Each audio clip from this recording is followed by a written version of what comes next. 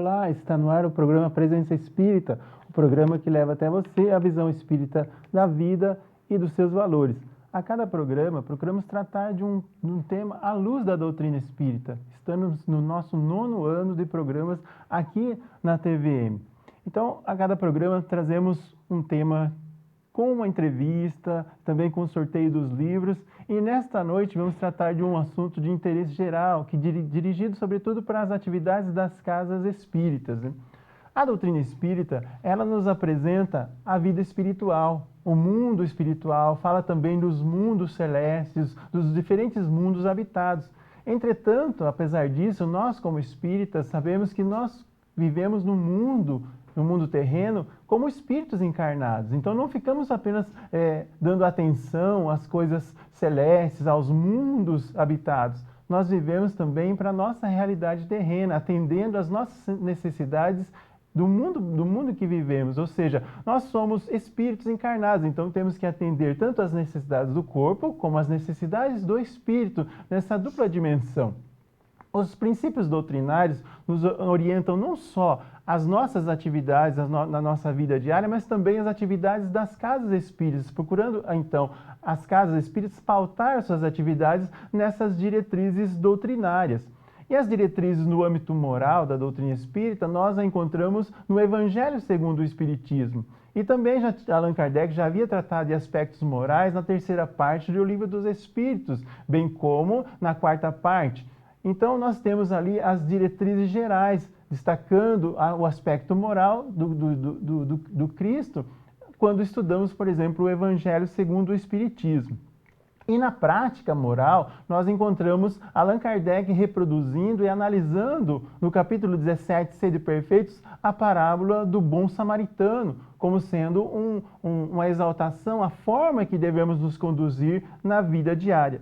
E Allan Kardec, então, estudando o ensino moral cristão e entendendo que há necessidade da prática das virtudes morais, também estabelece já, a partir da Revista Espírita 1863, também atividades de assistência social. Por exemplo, ele propôs em 1863 uma campanha para arrecadar fundos, recursos para auxiliar os operários de Rouen, na França, devido ao inverno bastante rigoroso naquele ano. Então, as atividades sociais que antecedem a própria doutrina espírita também ganham importância no âmbito doutrinário. Allan Kardec, em O Livro dos Espíritos, trata vários assuntos e que também é tratado em obras póstumas, quando temos lá o Espiritismo e a questão social. Nós temos, por exemplo, na questão 681, se os filhos devem trabalhar para auxiliar os pais, sobretudo quando esses já não têm recursos ou condições de se manter.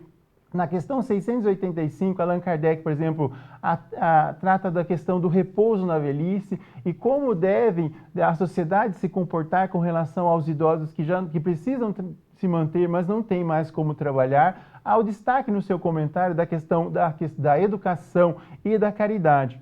E na Revista Espírita de 1866, Allan Kardec propõe a beneficência coletiva, ou seja, recolher fundos e donativos facultativos para que se pudesse, então, ter um fundo de socorro para situações dessa natureza. Então, vemos o próprio codificador preocupado com as questões de auxílio, de assistência com relação a situações de carência. E também nós veremos na doutrina espírita, no Brasil, vários trabalhos de natureza social. Veremos grandes exemplos na história da doutrina espírita, por exemplo, Bezerra de Menezes, né, o médico dos pobres, atendendo muita gente gratuitamente, exercendo o verdadeiro papel do médico na sociedade. Então, é recordado como um grande exemplo de assistência social, de devotamento à caridade, sobretudo aos mais pobres. Também encontraremos em Minas Gerais, em Sacramento, Eurípides Barçanufo, médium de diferentes qualidades, diferentes tipos de modalidades da mediunidade, da vidência, da psicofonia, do desdobramento, exercendo um papel muito importante na área da educação, atendendo às crianças e aos jovens, fundando o Colégio Allan Kardec, um colégio que estava adiante do seu tempo, servindo de modelo para muitos outros institutos educacionais. Veremos também o trabalho magnífico de Francisco Cândido Xavier, também em Minas Gerais, através da sua psicografia, mas também do seu trabalho de assistência. Francisco Cândido Xavier publicou mais de 400 livros, entretanto, jamais se beneficiou dos recursos da venda desses livros, todos esses recursos destinados às atividades sociais. Veremos também, há mais de 60 anos, a obra de Divaldo Pereira Franco, em Salvador, na Bahia, na Mansão do Caminho, atendendo crianças, adultos, jovens, com relação às escolas, à alimentação, atendimento médico, diferentes atividades naquele local, atendendo toda aquela coletividade ao entorno. Então, vemos grandes trabalhos de assistência social que estão vinculados ao trabalho doutrinário. Então, há, entretanto, aqueles que entendem que a doutrina espírita deve exercitar a caridade no âmbito da assistência social apenas no aspecto assistencialista, ou seja, a caridade altruísta. Há quem entenda também que a doutrina espírita não deva dedicar-se a esse tipo de atividade, que devemos apenas estudar a doutrina, que devemos, por exemplo, difundir os conhecimentos, mas sem dedicar-se a esse tipo de atividade, que não seria incumbência da doutrina espírita a atividades dessa que seria do poder público, do Estado, regular e desenvolver. Mas, no âmbito da doutrina espírita, entendemos numa dimensão mais abrangente que a atividade social ela deve não só focar a assistência material, mas, sobretudo, a modificação da própria estrutura social através do papel da educação. Então, a finalidade última da doutrina espírita é a educação moral do indivíduo. Assim, modificando o indivíduo, modificamos a sociedade, visto que o quadro social que nós vivemos é um retrato da evolução espiritual do nosso mundo, ou seja, o progresso espiritual retrata a condição moral, a condição social que nós vivemos. Se todos os problemas sociais são decorrentes dessa nossa condição, de tal forma que a transformação moral é que pode promover a transformação do meio social em que vivemos. Então, o tema do nosso programa de hoje é a assistência e a promoção social espírita, ou seja, como nós entendemos e como devem ser as diretrizes para as casas espíritas, tanto que a Federação Espírita Brasileira publicou um manual sobre esse assunto, a assistência e a promoção social espírita.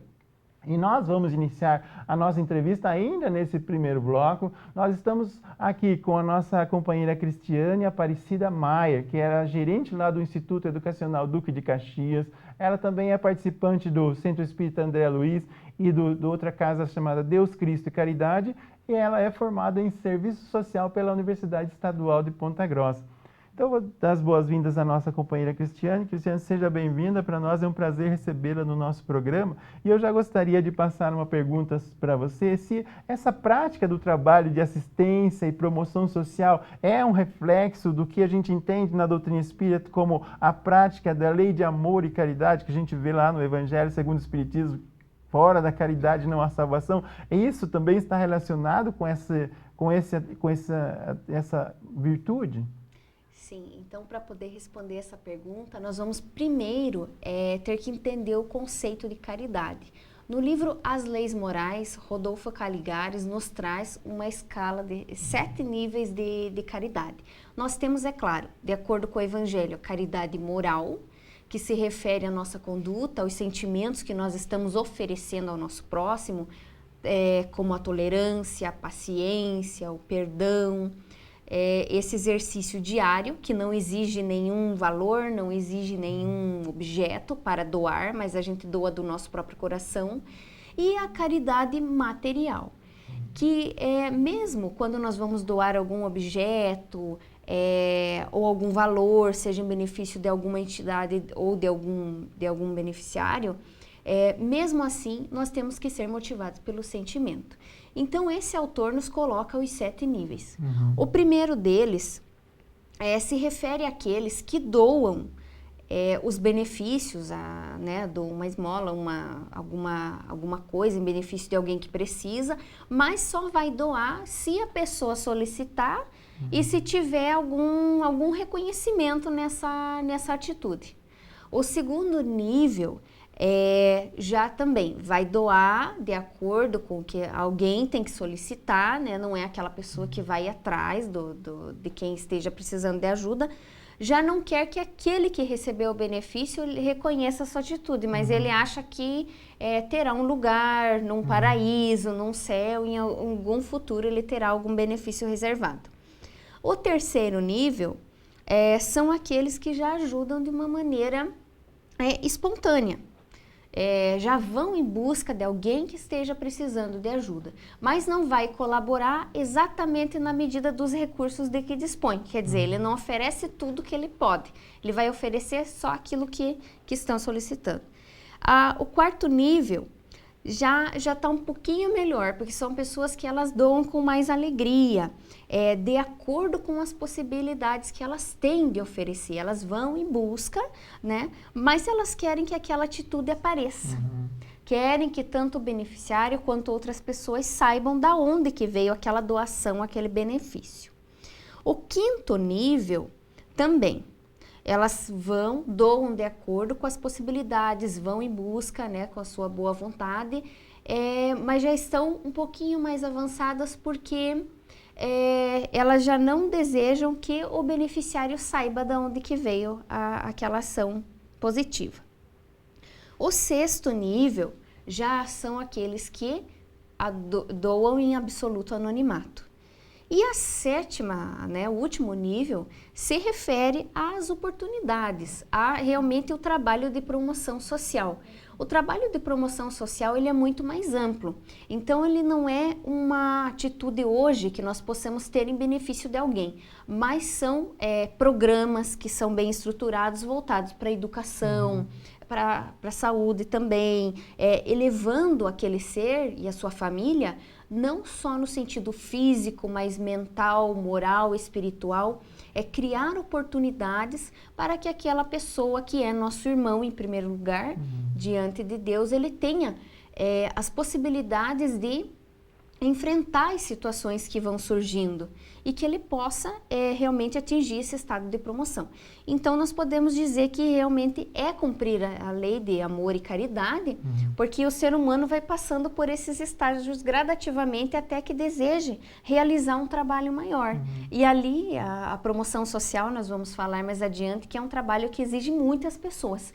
E nesse trabalho, onde exige contato com mais pessoas e pessoas diferentes, nós vamos enriquecendo, vamos aí desenvolvendo mais virtudes, porque é no contato com outro ser humano que nós realmente evoluímos e praticamos o amor.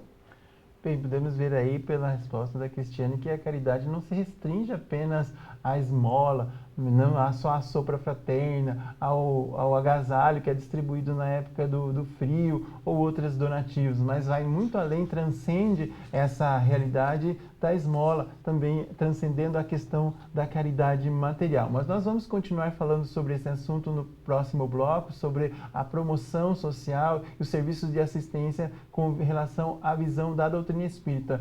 Nós voltamos em seguida, daqui a alguns minutinhos, no segundo bloco do nosso programa.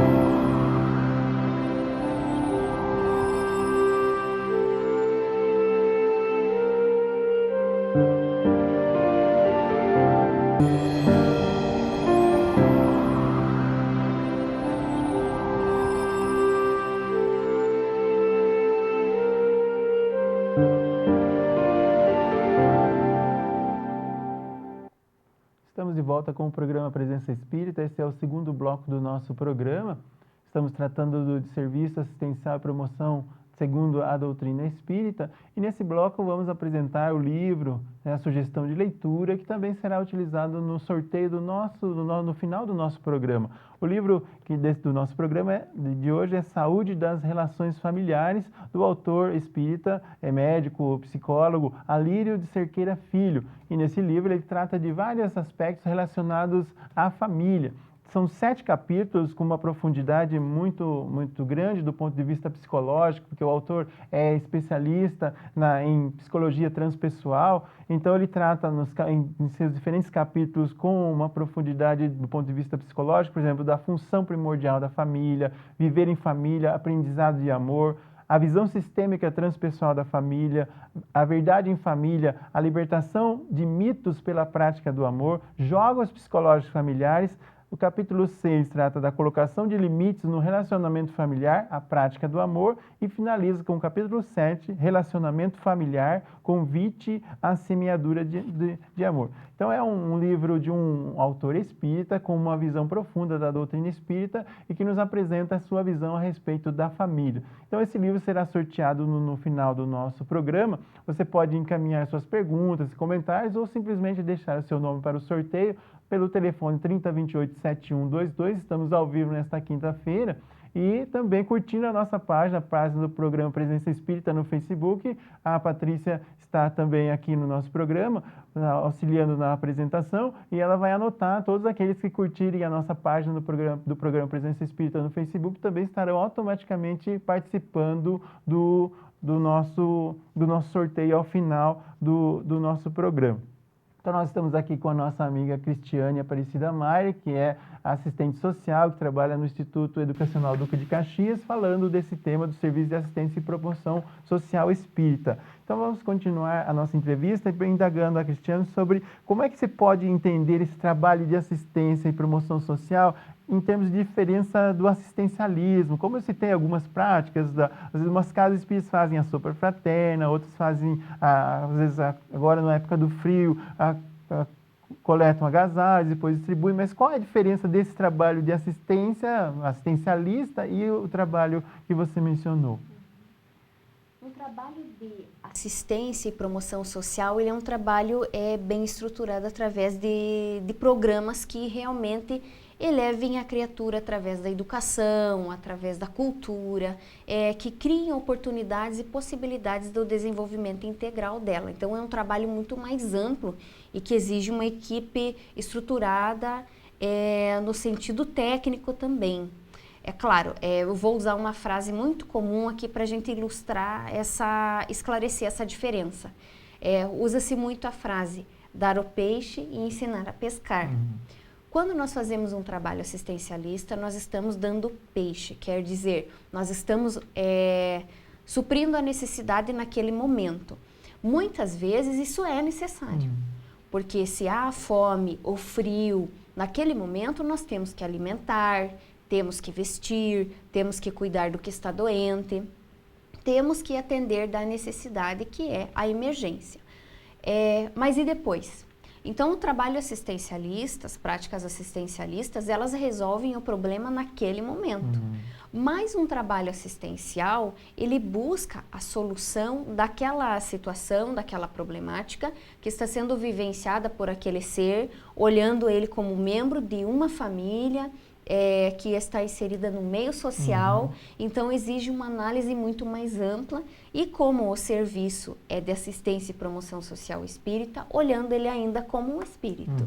Então, esse trabalho de promoção social, como eu falei, é estruturado por programas, muitas vezes nós precisamos de voluntários, precisamos de técnicos da área da assistência social.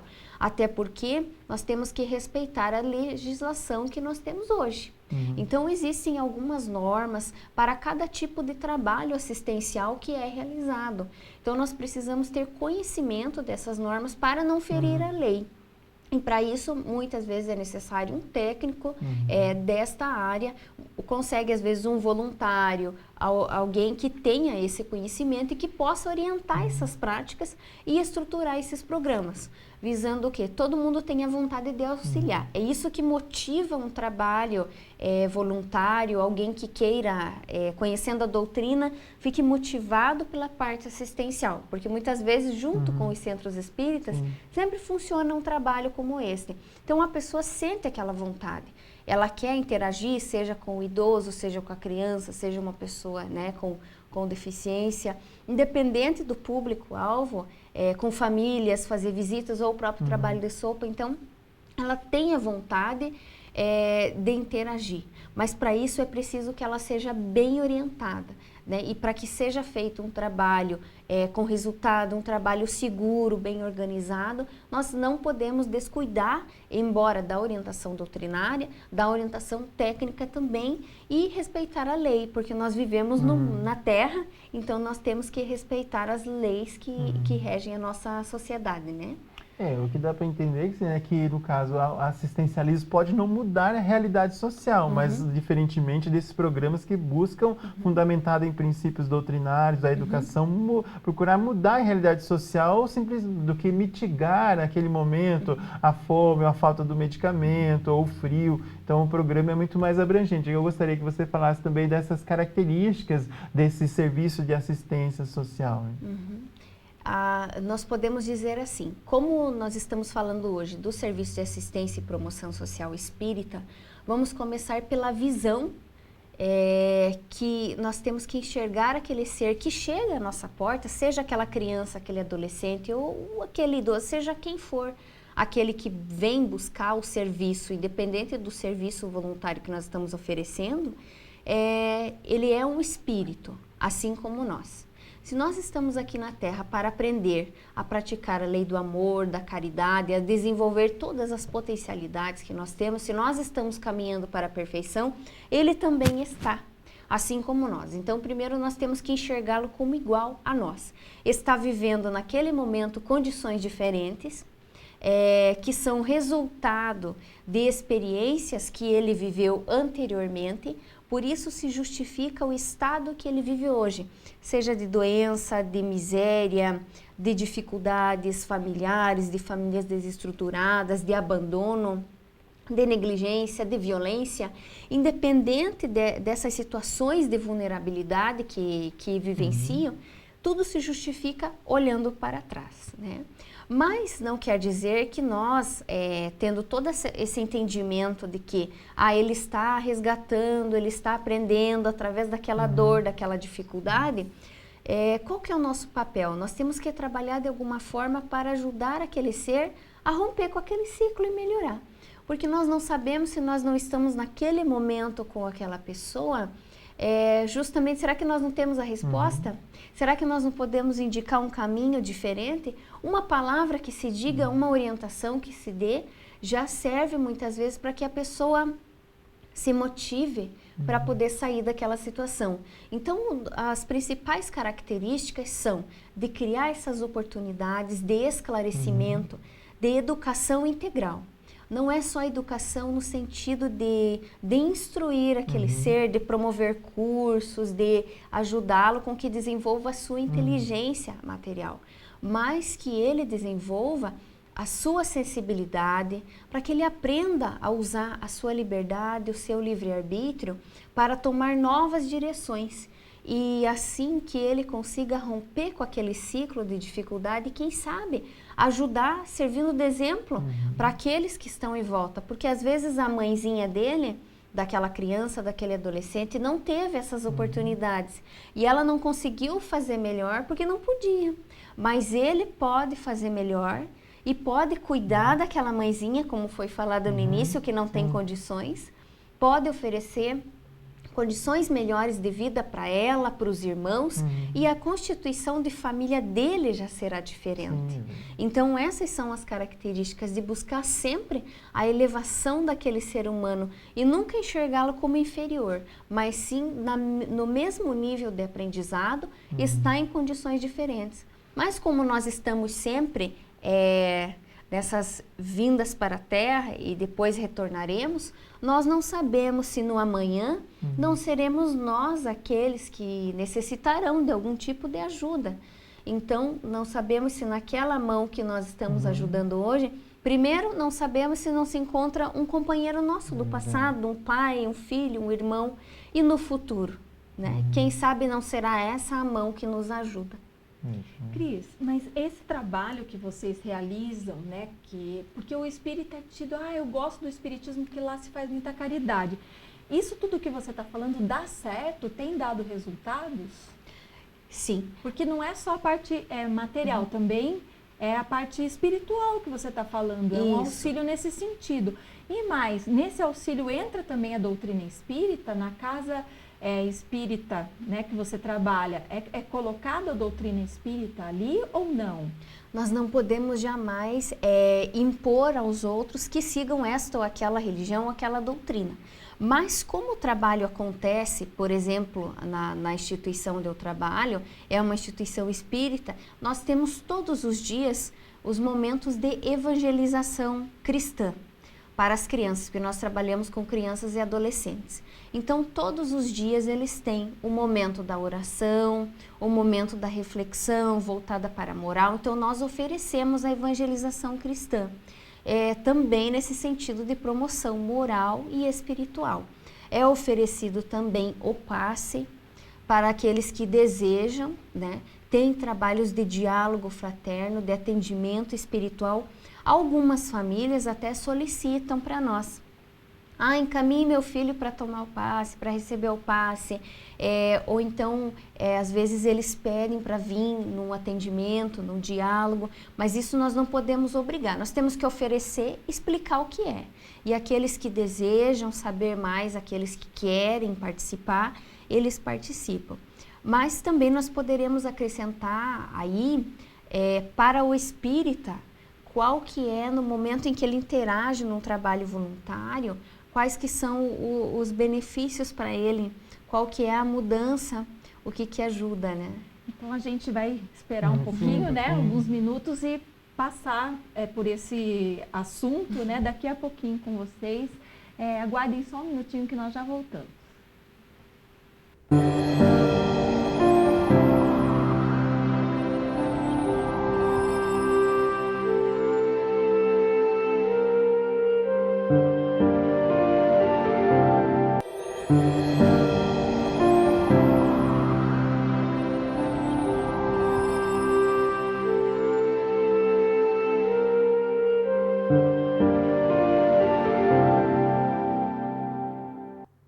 Estamos de volta com o programa Presença Espírita. Estamos ao vivo nesta quinta-feira até às 23 horas. Você pode ainda participar mandando perguntas para o nosso programa pelo 3028-7122 ou mesmo pela nossa página do programa Presença Espírita no Facebook. A Patrícia está acompanhando. Todos aqueles que curtirem ou mandarem alguma pergunta automaticamente participará do sorteio ao final do nosso programa do livro Saúde das Relações Familiares, de Alírio de Cerqueira Filho. Nós estamos aqui entrevistando a nossa companheira Cristiane Aparecida Maia, falando do trabalho de assistência e promoção social espírita. Então, gostaria de perguntar aqui para a Cristiane sobre a importância desse trabalho na evolução do espírito, né? Sabemos que, por exemplo, o Leon Denis fala que a questão da educação da alma é o trabalho mais importante que se pode fazer. E esse trabalho contribui no processo de evolução espiritual? E de que forma seria isso? Isso. Então, é bem essa palavra, educação. É a educação do espírito. Tanto aquele que faz o trabalho, porque assim, quando nós vamos desenvolver, nós estamos aqui para aprender o amor, em todos os seus aspectos, né? O amai-vos uns aos outros. E quando que nós vamos exercitar isso? Quando que nós vamos ter oportunidade de desenvolver esse amor? Quando nós vivemos essas experiências que nos levam à prática da solidariedade, da fraternidade, da própria paciência, da própria tolerância, da compreensão. Então, quando nós vivemos essas experiências, é que nós vamos exercitar esse amor. E o serviço de assistência sempre nos oferece essas oportunidades, porque nós nos deparamos primeiro com realidades muito diferentes das quais nós vivemos. Eu vou citar aqui como exemplo um dos programas que nós temos no Instituto Educacional Duque de Caxias, que chama-se Bezerra de Menezes, Parceiros da Solidariedade à Família. Esse programa, ele funciona, 2 famílias de voluntários vão junto com o assistente social, né, da unidade. Depois do assistente social ter verificado as famílias que precisam de visita naquele momento, que é mais urgente, ela vai falar do histórico daquela família para aquelas 2 famílias de voluntários. Eles terão, claro, depois nós vamos falar do preparo do voluntário para fazer esse tipo de trabalho. Mas este programa, ele busca tanto beneficiar aquele que recebe a visita, quanto aquele que faz a visita. Claro, a parte técnica, que é do profissional de assistência social, vai ser feita por ele. O que o voluntário vai fazer, depois de bem orientado? Ele vai observar, quando chegar naquela casa, vai ser apresentado como voluntário àquela família, como se fosse um apadrinhamento, mas não no sentido de dependência, mas no sentido fraternal e solidário. vai manter aquele vínculo de solidariedade, é aquele apoio moral, é aquele apoio solidário. E dentro desse programa, eu sempre faço a escuta dos depoimentos dos voluntários. E uma das voluntárias relatou para nós que a partir das visitas que ela foi realizando, ela acabou mudando algumas coisas dentro da própria família.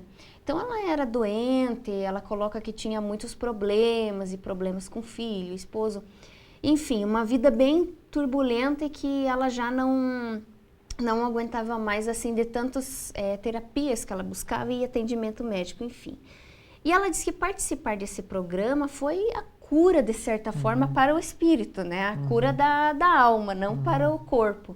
Porque ela começou a refletir sobre a própria vida, ela começou a ver, ela coloca no depoimento que ela não tem tantos problemas quanto ela imaginava. Aquela família, ela levou inclusive o filho para ver, porque era uma família assim, tinha 9 crianças e a mãe e o filho dela era só ele. Então, para ele ver que aquelas criancinhas dividiam. Então, assim, foi um trabalho em que ela mesma foi ampliando a rede daqueles que iam visitar. Aquela família que recebeu o apoio dela e da companheira foi muito importante, porque a mãe ali, sozinha, com aquelas 9 crianças, de quem ela ia tirar força se ela tinha que sustentar todos eles? Filhos de todas as idades, desde o pequenininho, desde criancinha até adolescente. Então ela não tinha da onde tirar força e ela sempre se mantinha forte. As voluntárias foram lá para apoiar, para sustentar que ela continuasse tendo força. E nisso elas se fortaleceram. Então sempre esse trabalho voluntário, seja ele qual for, sempre vai ensinar alguma coisa para os dois. Então é sempre uma troca. É um programa de evangelização do espírito, de uma forma em que não existe um que está doando e outro que está recebendo. Os dois estão doando e estão recebendo. Os dois estão ensinando e estão aprendendo. Então é para isso que serve esse tipo de trabalho. É nesse sentido que contribui para a evolução do espírito, porque vai educar todas as almas envolvidas naquele processo. E como eu falei anteriormente, nós não sabemos os laços que nos unem. O acaso, ele não existe. Então, justamente aquela família, para aqueles grupos de voluntários que estão visitando, algo este grupo de espíritos deveria aprender. Algo que só eles poderiam ensinar uns para os outros.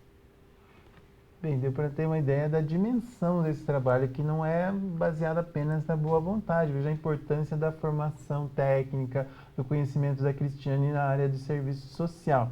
E também, Patrícia, gostaria de colocar você aqui no nosso bate-papo. O Sérgio pergunta assim: o que acontece com as pessoas que fazem campanhas para arrecadar fundos para algum programa filantrópico e às vezes o dinheiro não vai para lá? Às vezes até uma desgraça, uma ocorrência aí, como, sabe, que acontece, e aproveita para se beneficiar e não destinar aqueles recursos. Aproveitando da desgraça alheia para arrecadar fundos. Ou mesmo muitos indivíduos que pedem, mas sem a necessidade real, abusam da boa-fé alheia. O que pensar qual a consequência para esse indivíduo? Está responsável perante a lei de Deus? É importante dizer que a doutrina espírita não está aí para julgar ninguém. Né? Isso tudo está na consciência das pessoas e a lei divina está na nossa consciência. E tudo depende da nossa intenção. Então, se a intenção é em benefício próprio, é claro que aquela atitude vai ser considerada, e é claro, isso é óbvio, né? Uma atitude errada, porque quem doou esperava que aquele recurso fosse ser empregado para as pessoas que necessitavam realmente. Mas quem somos nós para julgar essas pessoas? Então eu não posso responder para você, Sérgio, o que vai acontecer com essas pessoas. O que eu posso te dizer é que não é uma atitude correta, né? Já aprendi isso e acho que a maioria das pessoas já entendem assim, né? Hoje nós vivemos momentos difíceis, momentos políticos em que a gente vê exatamente isso, né? Dinheiro arrecadado para ir para um determinado segmento e desviado para outros, mas eu tenho certeza, né, que somos todos espíritos endividados e que voltaremos outras vezes a fim de corrigir as nossas dificuldades, os nossos erros. Mas se nós pudermos partir de hoje, né, e mudar esse paradigma, quebrar essa situação de querer levar vantagem sobre o que não é nosso, já é um bom começo, e Cristo nos ensinou isso, né? Amai-vos uns aos outros, ajudai-os, e assim você estará se ajudando. Bem, a gente teve aqui então a participação da Patrícia respondendo a pergunta do Sérgio, e a doutrina espírita nos apresenta a questão da responsabilidade dos nossos próprios atos. Então, são muitas situações aflitivas que nós vemos decorrentes do egoísmo, tanto numa situação de desvio de recursos, como por vezes aproveitar da situação de dificuldade alheia. Nós vamos para mais um breve intervalo e já voltamos para o último bloco do nosso programa Presença Espírita.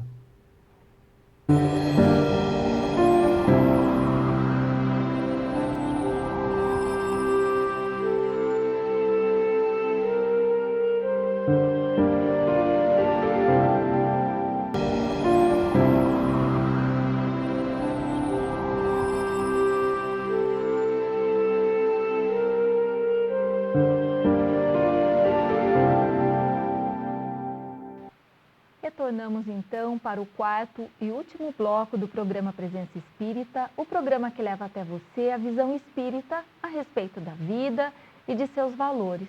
E hoje eu e o Ayrton estamos apresentando o programa junto com a Cris Maier, falando sobre a assistência social. Quem quiser curtir, não estamos na página, estamos na minha página, Patrícia Machado Pereira Giardini. Vocês podem curtir ainda mais uns minutinhos para que a gente possa colocar seu nome para o sorteio do livro de hoje. Continuando a nossa entrevista, Cris, o que é preciso para ser um colaborador? É voluntário, né? Porque nós sabemos que é sempre voluntário na seara espírita. Então, um bom voluntário, em primeiro lugar, vem a boa vontade, é aquele chamamento, aquela vontade que a pessoa tem de participar de algum tipo de trabalho. Dentro disso, verifique aonde você se identifica. Se gosta mais de idoso, se gosta de trabalhar com criança ou adolescente, se gosta de visitação a famílias, veja a área que mais se identifica. Depois de se conhecer, de identificar o que mais deseja, procure um lugar para orientar a sua prática. Dentro dessas casas que desenvolvem esses trabalhos, é muito importante ter alguém que entreviste voluntário e que tenha bem claro as diretrizes daquele trabalho, as normas, porque o voluntário, quando ele chega com a boa vontade, mas ele precisa ser direcionado e ser treinado. Porque, por exemplo, para o trabalho de visitação que eu falei, nós contamos com o treinamento do serviço social, de psicólogos, para que a pessoa tenha condições de ajudar e de entender determinadas coisas, como se comportar diante de determinadas situações que possam surgir.